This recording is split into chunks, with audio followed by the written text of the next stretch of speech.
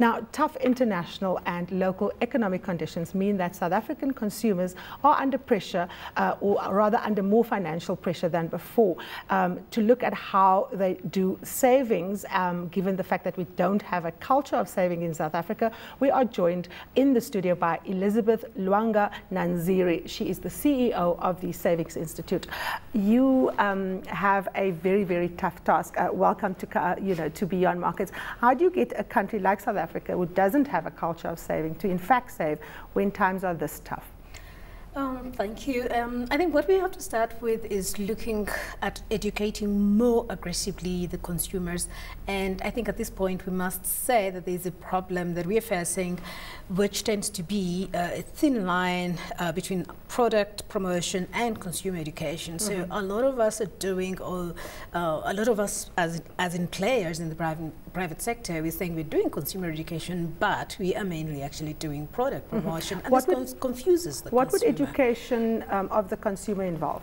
I think we need to, first of all, educate them about the basic skills of financial planning, financial management, managing yours and my own finances, whatever comes within me, and then the products out there.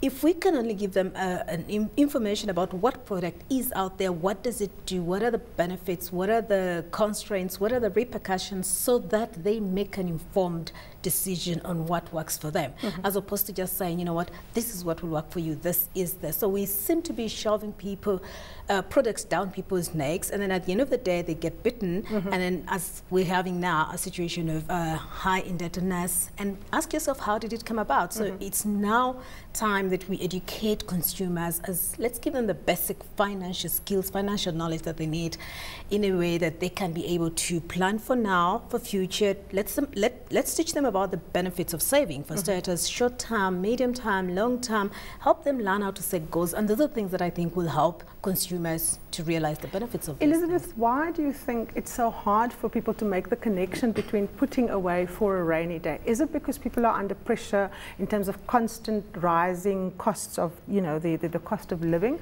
Or is it just that people are unable to connect the dots between their present and their future?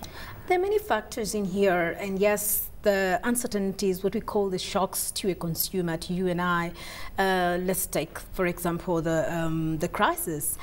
It meant a lot of things, including losing our jobs, and then we wake up to realizing that I've been living on credit. Whatever I've had doesn't belong to me, so it's been taken away. That is a shock, and people might not be able to absorb it.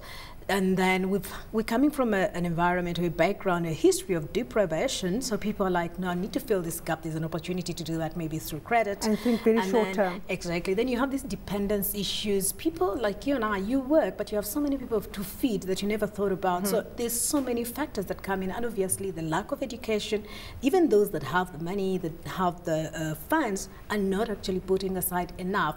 So there's the lack of knowledge. Then there are those exogenous shocks that we never thought about. And they are all compounding together to actually create what we are seeing. And now, as we're realizing, it's actually a rude awakening for each of us, and then we have to start, bubbling here and there to see how we survive. What is the solution? What is the kind of remedy to deal with getting people to save?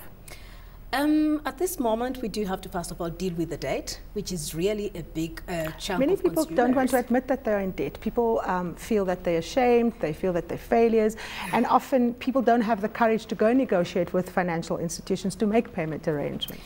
Okay, they are financial institutions, all right. They are also public institutions that are out there. I think the onus now, we're saying aggressively from the public side, like institutions like the Savings Institute, we are an NGO. There are other NGOs out there that are really aggressively pursuing this consumer education, telling people that it's fine to go. If government can also join us in there and say it's good to go, so encourage people to go and meet financial planners, just so they can teach them, take them through it, that it's not bad after all. It's a remedy for you. It will work for you, so don't get scared.